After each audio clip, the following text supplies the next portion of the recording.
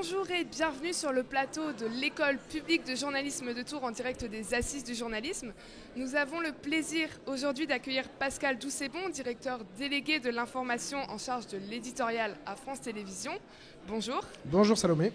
Tout d'abord, comment France Télévisions arrive à se démarquer des autres médias, de la concurrence ?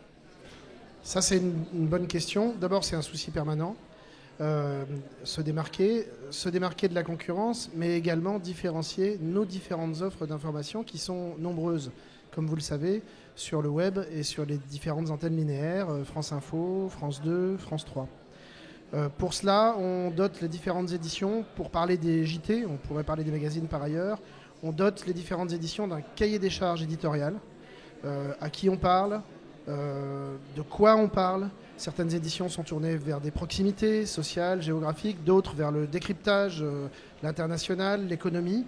Et avec ça, on arrive à définir des identités très fortes qui nous amènent à, en permanence, fournir aux téléspectateurs un message clair sur ce qu'il vient trouver dans cette édition.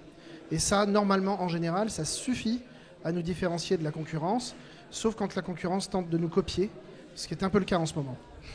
Et à France Télévisions, comme dans chaque chaîne de télé, l'image est très importante. Qu'est-ce que vous priorisez finalement, l'information ou la qualité de l'image en tant que telle ?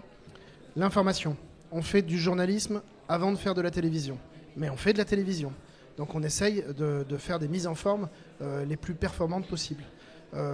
C'est vrai qu'au quotidien, nous parlons énormément de forme entre nous, parce que nous sommes au clair, j'ai la faiblesse de l'espérer, sur le fond, justement par la démarche que je vous ai expliquée juste avant.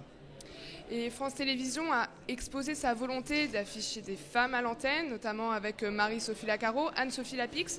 Pourquoi ? Il s'agit d'être à l'image du pays. Donc c'est pas seulement une histoire d'hommes et de femmes, c'est une histoire de diversité au sens large. Et du coup, il y a une volonté aussi d'intégrer la région. Marie-Sophie Lacaro, elle vient de la chaîne France 3. Est-ce que c'était une réelle volonté de la chaîne d'intégrer justement une présentatrice sur la chaîne nationale qui venait de France 3 ?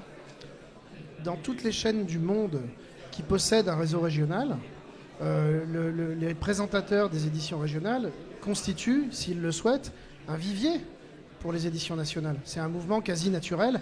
Je vous fais remarquer qu'il ne date pas d'hier, ce mouvement. Vous pouvez aussi compter les rédactions des premières en Outre-mer dans ce vivier.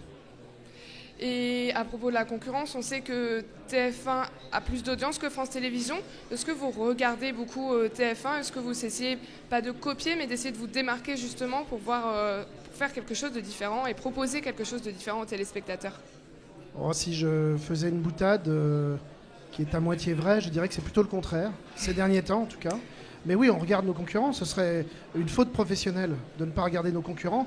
Je vous fais remarquer que j'ai entendu à l'instant Gilles Boulot, qui est un camarade autant qu'un concurrent, dire exactement la même chose. Bien sûr, quand on regarde la concurrence, c'est normal, dans n'importe quel secteur économique, on benchmark, pardon pour l'anglicisme, donc c'est logique. En revanche, regarder, ça ne veut pas dire copier, ça ne veut pas dire s'inspirer d'eux, parce que ce serait justement, parfois, être en contradiction avec notre volonté d'identification forte. Merci Pascal Doucet-Bon d'avoir répondu à nos questions. Merci.